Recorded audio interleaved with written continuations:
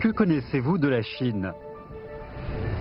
Les 9,6 millions de kilomètres carrés de son vaste territoire ou les 3 millions de kilomètres carrés de ses immenses mers?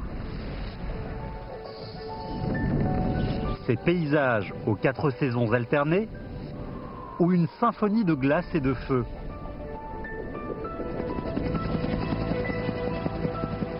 Quittant le sol et planant dans le ciel tel un oiseau, vous aurez une vue au-delà de votre imagination. On part pour des endroits ordinairement inaccessibles, afin de voir des merveilles réservées au ciel. Vu du haut, même les paysages les plus familiers changent sur cette terre où se déroulent nos vies quotidiennes.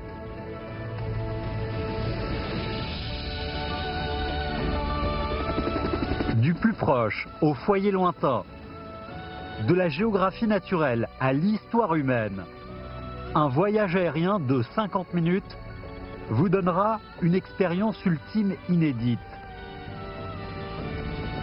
Maintenant, commençons notre aventure dans le ciel.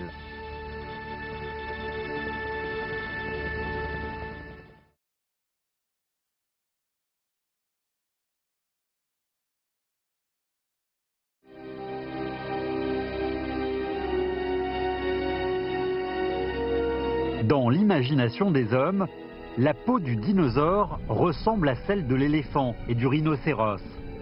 Est-ce la vérité? En 2010, les scientifiques ont trouvé un granule pigmentaire dans les fossiles des dinosaures et ce granule est similaire à celle des plumes de l'oiseau. On en a déduit qu'il était possible que certains dinosaures aient une apparence proche des oiseaux. Peut-être que dans le futur, les maquettes de dinosaures seront colorées et des plumes multicolores apparaîtront.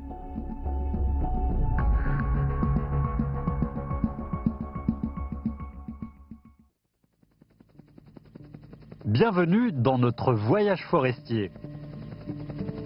Franchissons Grand Khingan afin d'écouter le renouvellement des vies vertes. En automne, nous allons rencontrer la forêt multicolorée de Petit Khingan.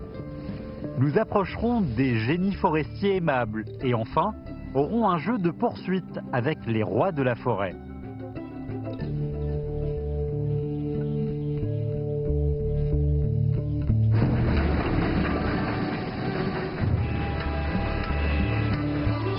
Nous ne pouvons avoir une expérience directe et vivante de l'immense étendue de Grand Khingan que pendant un vol au-dessus de la forêt. Grand Khingan ressemble à une mer forestière de 73 000 km². Sa superficie équivaut à 1/6 de celle de la province du Heilongjiang. Dans le passé, la nature a formé une forêt vierge en un temps infini. En revanche, l'abattage et les incendies l'ont beaucoup détruite.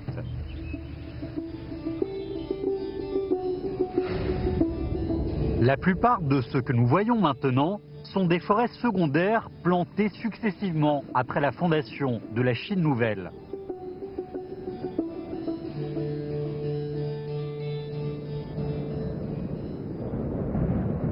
Cette ville a vraiment de la chance. Elle garde une forêt vierge ayant survécu à l'incendie de 1987. Cet incendie en 1987 a détruit 1/10 de la forêt de Grand Khingan. Plus de 50 000 militaires et citoyens ont combattu pour l'éteindre en 28 jours. Afin de se souvenir, les hommes ont installé un musée juste à côté de la forêt. Continuons notre vol vers le sud-est pour aller voir Petit Khingan. Cet endroit a la réputation d'être le pays natal des sapins rouges. Les écureuils aiment bien cacher les pommes de pin dans différents lieux, mais ils n'ont pas une mémoire d'éléphant et ils oublient souvent où se trouve la cachette. Les pommes de pin oubliées germent au printemps et cela permet aux sapins rouges d'élargir leur territoire.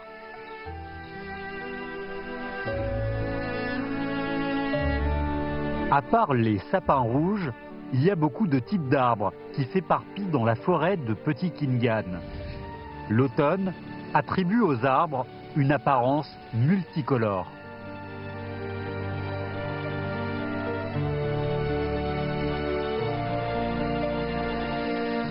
Dans le passé, cette forêt était synonyme de ressources. À ce moment-là, les trains qui traversaient la forêt de Petit Khingan n'avaient envie que d'exporter le bois et le charbon. Désormais, cette voie ferrée est devenue le meilleur itinéraire pour découvrir la forêt. Avec le développement de la civilisation écologique, la beauté de la nature revient dans le champ de vision des hommes.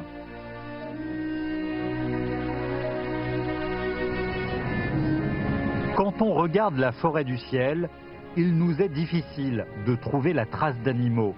Nous sommes obligés de nous rendre dans des élevages pour les trouver. Sur le versant sud de la forêt de Petit Khingan, on y trouve le foyer d'un groupe de cerfs sika. Les rayures des cerfs sika servent de protection et se forment au fur et à mesure de leur évolution.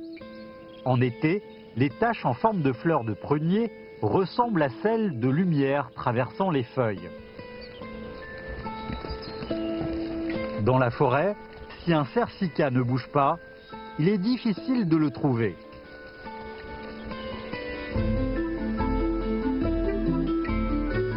Les hauts et les bas que la forêt connaît ont des influences directes sur les animaux qui y vivent. Dans ce parc forestier de tigres, il y a plus de 500 tigres de Sibérie. Depuis leur naissance, ils vivent dans des zones de protection que les hommes installent. Leurs ancêtres sont 8 tigres sauvages de Sibérie, de sang pur.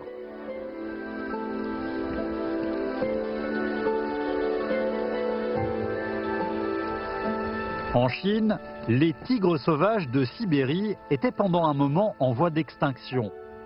Pour protéger l'espèce, les hommes ont établi des bases d'élevage et d'apprivoisement.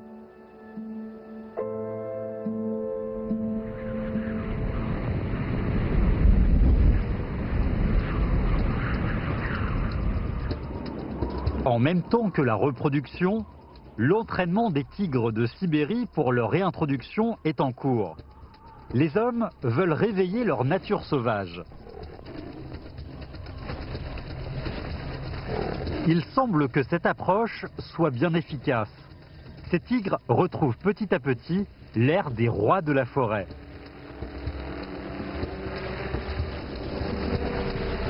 Le drone est un objet inconnu qui pénètre dans le territoire, mais peut-être qu'il ressemble à un parfait ennemi imaginaire. Pour l'attraper, les tigres doivent encore s'entraîner plus dur.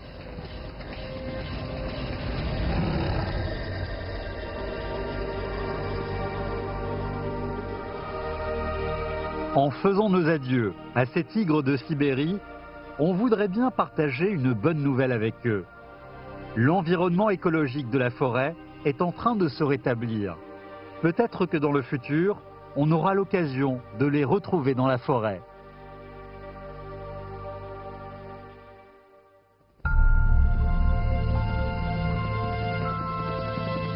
Pendant ce voyage, nous allons embrasser une terre noire riche. La plaine, sur cette terre, crée un miracle agricole. Les lacs qu'elle nourrit sont d'une beauté incroyable. Maintenant, laissons-nous porter vers l'ouest pour rejoindre les pêcheurs d'hiver et aller à un rendez-vous avec des grues à couronne rouge. Très près, une ville pétrolière est en train de répandre un air attrayant de terre humide.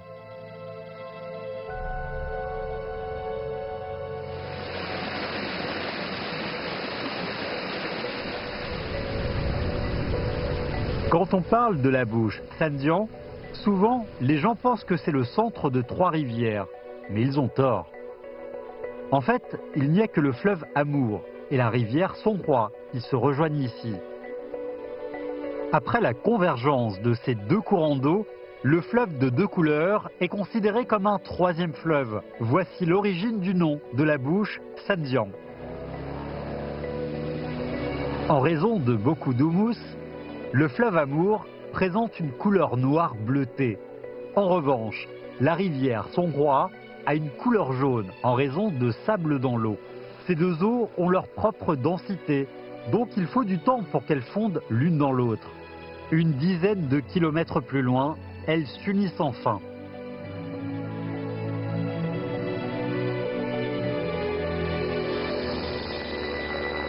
Nous nous envolons maintenant vers l'est et arrivons dans la plaine la plus étendue du Rélondian. Elle s'est formée sous la force du fleuve Amour, de la rivière Songhua et de la rivière Wusouli.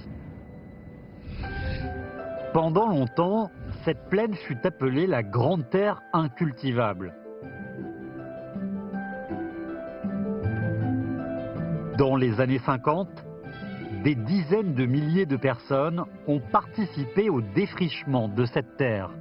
Pendant la transformation de la Grande Terre incultivable en Grenier du Nord, il ne faut pas oublier le mérite de la terre noire. Ici, il y a un dicton. Il y a de l'huile dans la terre, même des baguettes peuvent y germer.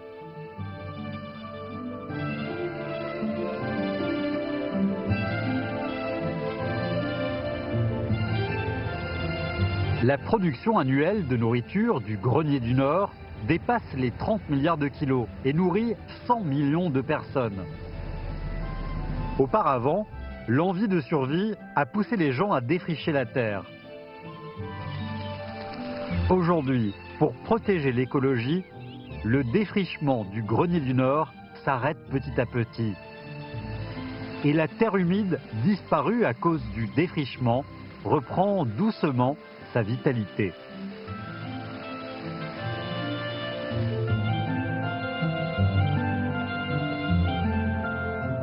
Au sud de la plaine Sanjiang se trouve le plus grand lac d'eau douce du Rélondian. Une digue naturelle sépare le lac en deux parties bien distinguées, Grand Lac Sinkai et Petit Lac Sinkai. Le vent en provenance du Pacifique provoque souvent des déferlements sur le Grand Lac Sinkai, qui ressemble ainsi à une mer grandiose.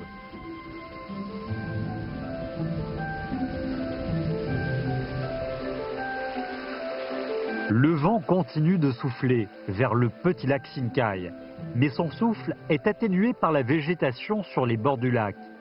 Par conséquent, le Petit Lac Sinkai reste toujours calme.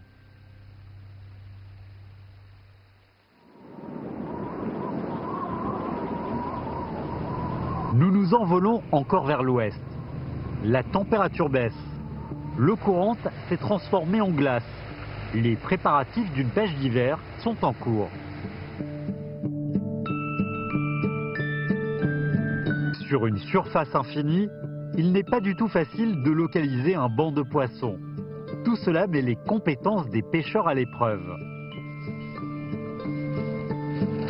Creuser un trou à la surface gelée du lac et déterminer le lieu pour installer les filets sont des étapes clés de la pêche d'hiver. 6 h du matin est le meilleur moment pour installer le filet. Le filet, d'une longueur de 1500 mètres, s'enfonce doucement au fond du lac.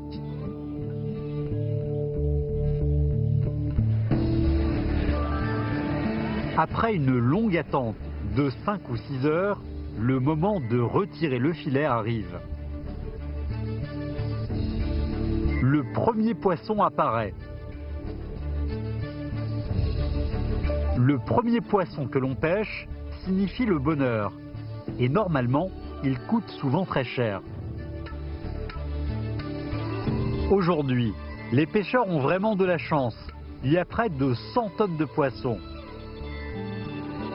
Pour les transporter, les pêcheurs se servent même d'une tractopelle. La pêche d'hiver transforme le lac tranquille et silencieux en un lieu de récolte plein de joie.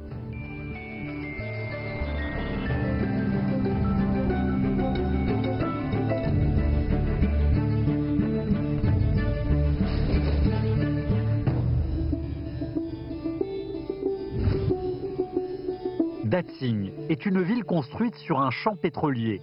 50 000 pompes de pétrole s'éparpillent sur un champ pétrolier faisant plus de 6 000 km².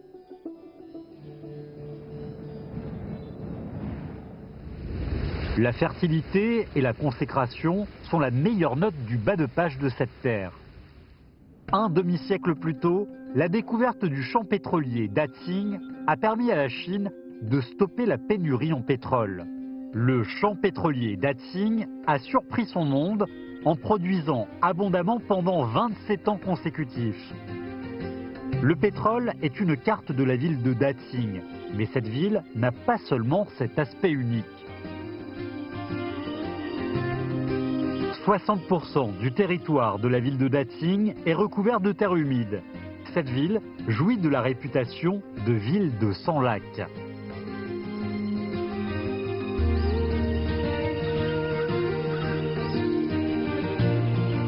Pendant le vol, des terres humides de grande superficie apparaissent dans notre champ de vision. Ces terres humides occupent 1/10 du territoire du Rélondian.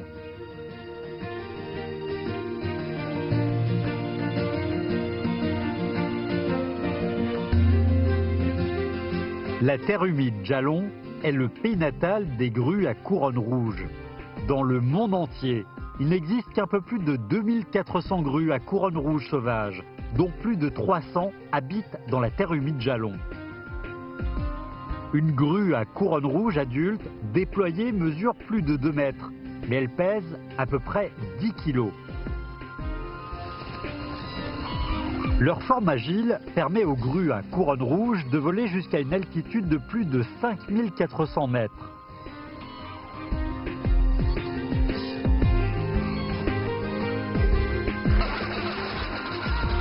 La terre humide possède un air attrayant, mais en même temps, elle est pleine de miracles de la vie.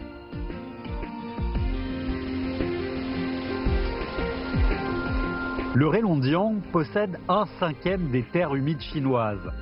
Ce trésor vert compose ses propriétés riches. De plus, il change l'impression des gens sur la province du Rélondian.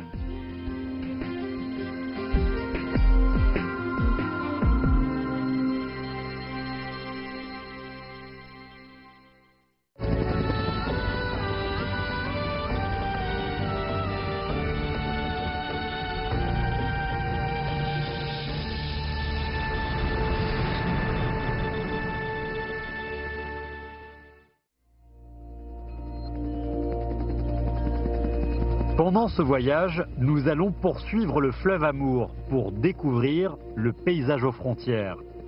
Nous allons dans une ville qui fait face à la Russie à l'autre bout du fleuve. En suivant le courant, nous allons rejoindre un marathon sur la surface de l'eau gelée.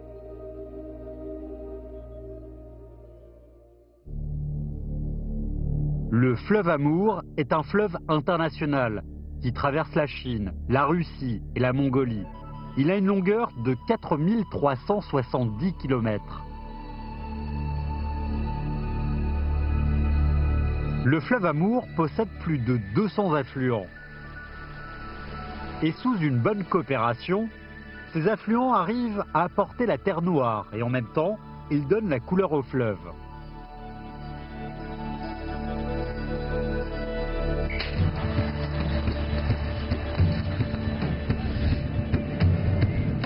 Sur la surface gelée du fleuve, une course de vitesse et de force a lieu.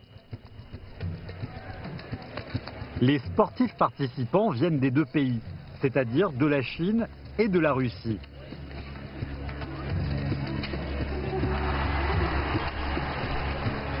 Le terrain de jeu est installé sur le fleuve Amour, qui sépare la Chine et la Russie.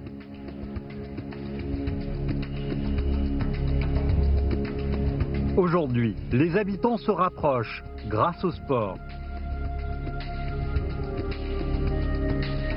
La ville de Reihe, où se situe le terrain de jeu, est un port très important pour l'import-export sino-russe. Les habitants de la ville pratiquent le commerce international depuis plus de 100 ans.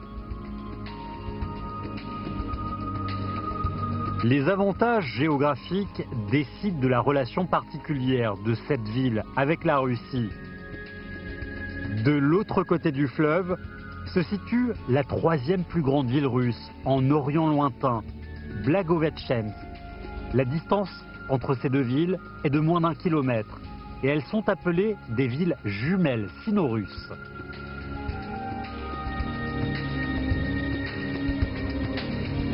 En nous avançant le long du fleuve Amour, nous rencontrons par hasard des amateurs de marathon.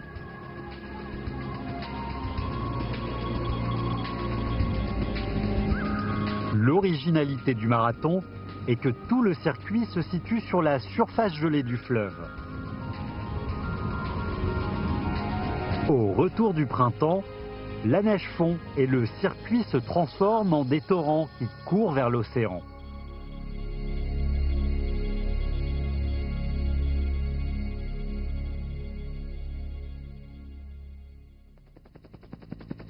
Ce voyage lie le passé et le présent du Rélondiang.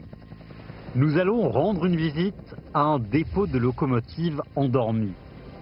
En longeant le chemin ferroviaire, nous arrivons au cœur de cette terre étendue et écoutons ses gloires passées et ses rêves futurs.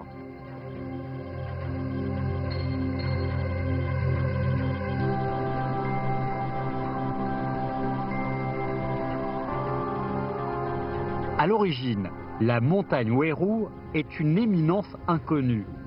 Mais le roman Océan forestier et plaine neigeuse l'a rendu populaire.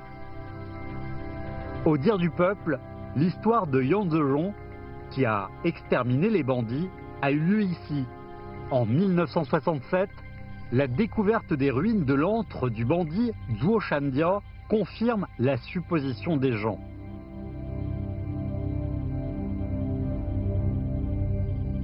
La cité du cinéma, proche de la montagne Ouérou, a été construite pour tourner le feuilleton Océan forestier et plaine neigeuse. Ici, il semble que l'on appuie sur le bouton répété et que l'histoire classique, détention stratégique de la montagne Ouérou, se met en scène sans arrêt.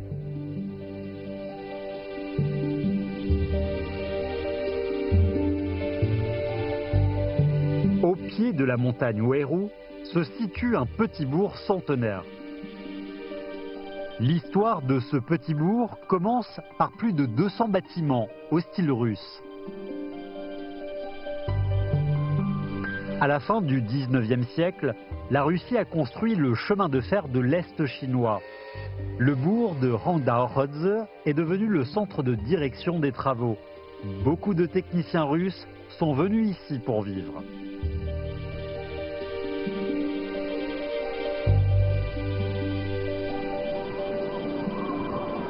Cette construction à forme d'éventail était auparavant l'entrepôt de locomotives.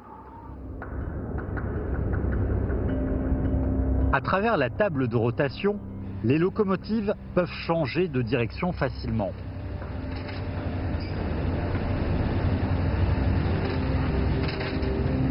Au fur et à mesure du remplacement du moteur à vapeur par le moteur à combustion interne, il y a plus de 20 ans, cet entrepôt a été abandonné.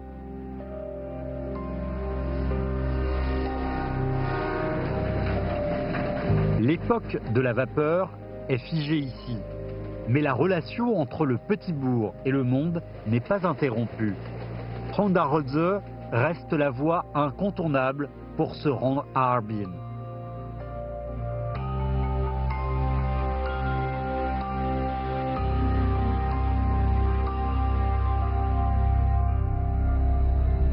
La rivière Songhua est l'affluent le plus long du fleuve Amour sur le territoire chinois. Et la ville de Harbin se trouve juste à son bord.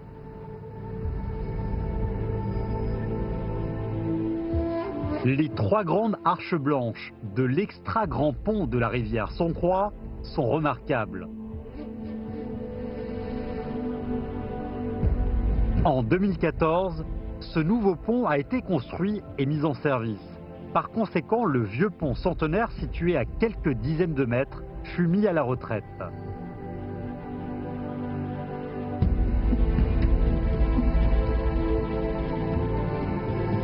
Ce vieux pont a presque le même âge que Harbin. Il a été construit en 1901 par les Russes.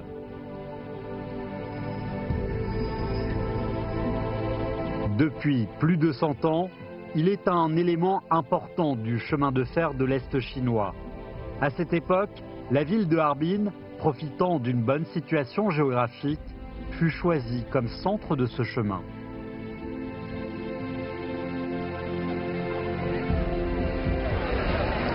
Le marathon de Harbin a lieu en automne.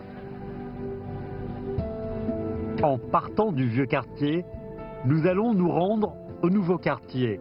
Plus de 30 000 personnes sont en train de traverser le passé de cette ville.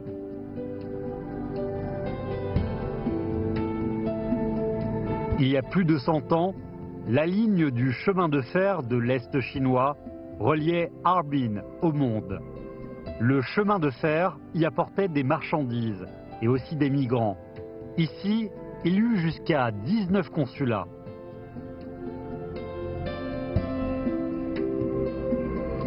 Dans les années 30, cette ville était la deuxième métropole en Asie. On la nommait le Moscou oriental.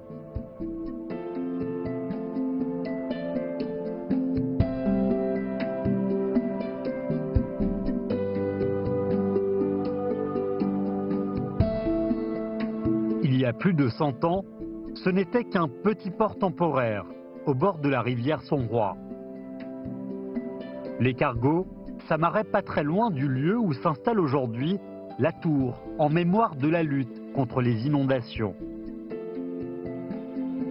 Après être déchargés des cargos, les marchandises étaient transportées vers le chantier par des pousse-pousse et des chariots menés par des chevaux. Petit à petit, une rue apparaissait dans ce désert. Voici la forme originelle du boulevard central. Plus tard, les migrants ont acheté le terrain au bord de la rue. Petit à petit, ce lieu est devenu une rue commerciale aux caractéristiques étrangères.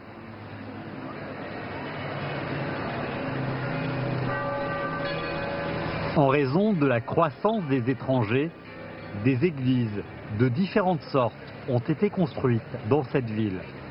Cette ville est marquée par les empreintes de la culture russe et de nouveaux modes de vie ont été transportés ici.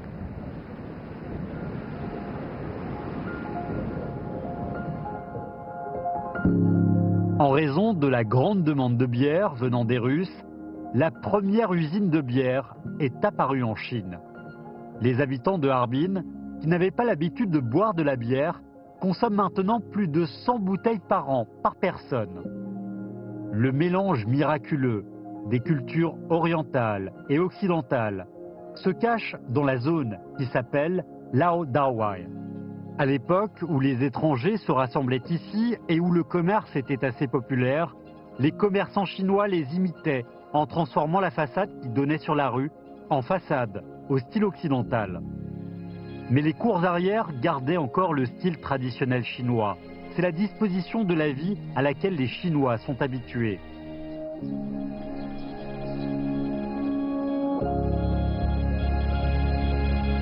Depuis une centaine d'années, il y a beaucoup d'opportunités dans cette terre noire riche. Et jusqu'à maintenant, les gens croient encore qu'il y a encore du potentiel caché dans cette terre.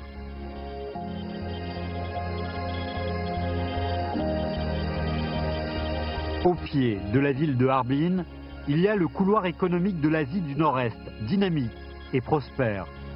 Cette ville présente des aspirations partout pour le développement. De plus, dans ce couloir économique est confié le désir d'un pays pour obtenir une coopération gagnant-gagnant.